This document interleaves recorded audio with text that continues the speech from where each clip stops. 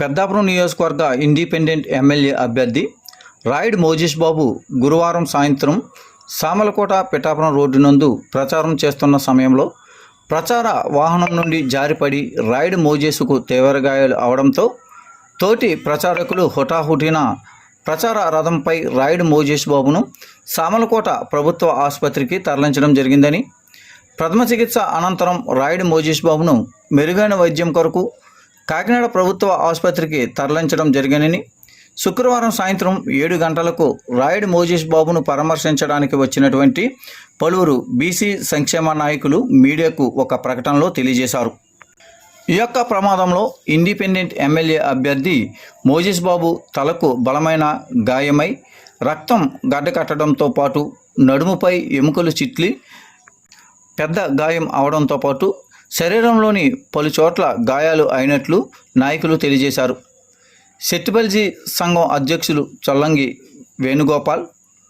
ఉమ్మడి తూర్పుగోదావరి జిల్లా బీసీ సంక్షేమ సంఘం అధ్యక్షులు వాసంశెట్టి రాజేశ్వరరావు,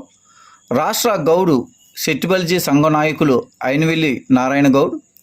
జిల్లా బీసీ నాయకులు బొబ్బిలి రాజేశ్వరరావు, చింతపల్లి బుజ్జి, సెట్టిబల్జీ ఐక్య రక్షణ చైతన్య శిక్షణ సేవా సంఘం అధ్యక్షులు అనుసూరి నారాయణ, ఇతర బీసీ నాయకులు శుక్రవారం సాయంత్రం రాయుడు మోజేష్ బాబును పరామర్శించి ఒక పత్రికా ప్రకటనను మీడియాకు విడుదల చేశారు.